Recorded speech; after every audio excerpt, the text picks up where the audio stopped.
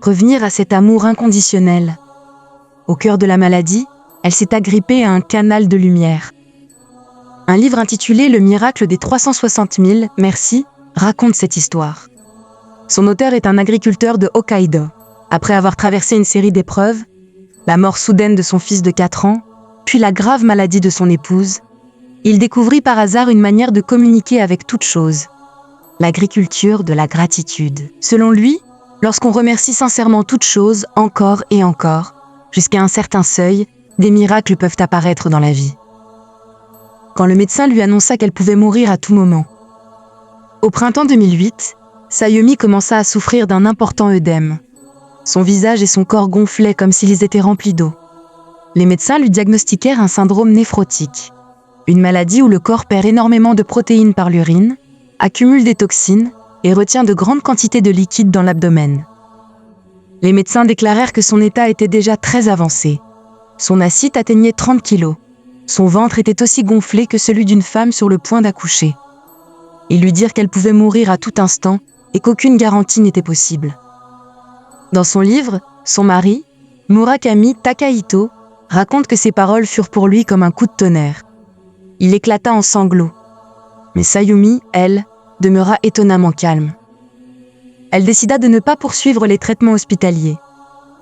Puisque les médecins affirmaient qu'il n'y avait plus d'espoir, elle choisit de rentrer chez elle et de chercher des réponses dans la méditation silencieuse. Beaucoup pourraient se demander pourquoi elle n'avait pas peur. Mais avant cela, elle avait déjà traversé une douleur encore plus grande, la perte de leur fils Daichi, mort soudainement à l'âge de 4 ans. Ce jour-là, sur le chemin du retour depuis l'hôpital, alors qu'elle pleurait de façon incontrôlable, elle entendit une voix extrêmement claire et puissante.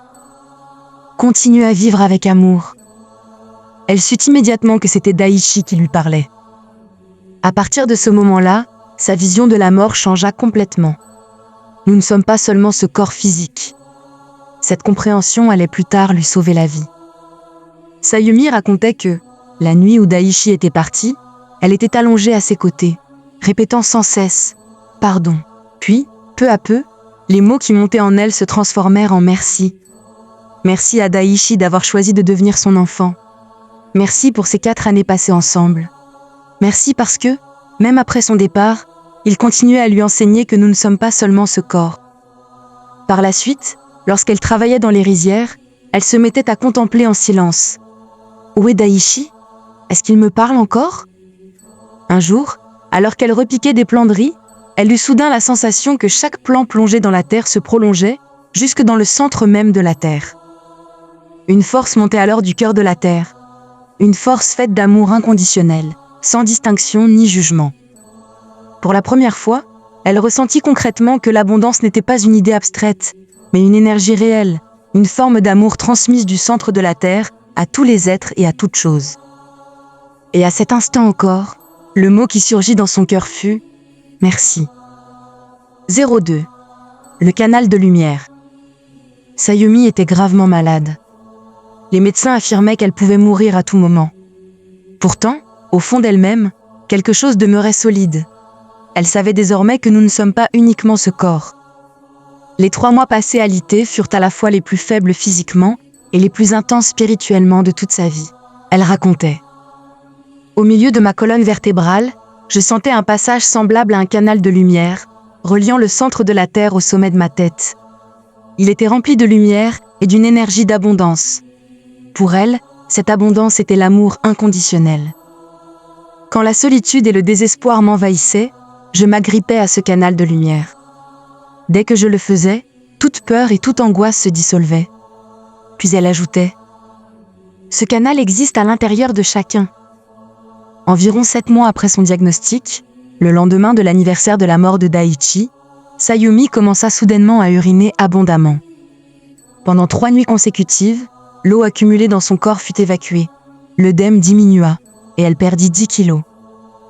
À la pleine lune suivante, le phénomène se reproduisit pendant 3 autres nuits. Elle perdit encore 10 kilos. Peu à peu, ses reins semblèrent retrouver un fonctionnement normal. Elle ne prit aucun médicament et ne retourna plus à l'hôpital. 5 mois plus tard, lors d'un contrôle médical, les médecins parlèrent d'un mauvais diagnostic. Le miracle semblait s'être produit. 03. Comment retrouver son propre canal de lumière? Sayumi n'a jamais donné de méthode précise étape par étape. Mais à travers ses paroles et son expérience, quelques indications émergent. 1. Qu'au savoir d'abord qu'il existe. Elle disait « Chacun possède ce canal. Si l'on ignore son existence, on ne cherchera jamais à le ressentir. » 2. Qu'au commencer dans le silence. S'asseoir calmement, observer sa respiration, porter doucement son attention le long de la colonne vertébrale et imaginer une lumière descendant du sommet de la tête et remplissant tout le corps. Sans attendre de miracle immédiat, simplement apprendre à être présent. 3. La gratitude rend la lumière plus vive. Elle expliquait que chaque fois qu'elle pratiquait la gratitude, ce canal devenait plus lumineux et plus clair. Dire merci ouvrait son cœur et laissait circuler l'énergie. 4. Faire confiance. Quand surgissent la peur, la douleur ou la solitude, revenir à cette image intérieure du canal de lumière et s'y abandonner entièrement. 5. Ne pas vouloir saisir, simplement accueillir. Ne pas se précipiter, ni mesurer si l'on réussit correctement. Continuer simplement la pratique, puis lâcher prise. Laisser ce canal devenir une présence naturelle, comme le sol sous nos pieds qui nous soutient à chaque pas. Si vous traversez actuellement une période difficile, peut-être pouvez-vous essayer, vous aussi, de revenir encore et encore vers cette lumière intérieure, vers cet amour inconditionnel. Ou simplement garder en mémoire cette phrase que Sayumi répétait souvent. Fais ce que tu peux faire, puis confie-toi à la vaste sagesse du ciel, de la terre et de toutes choses.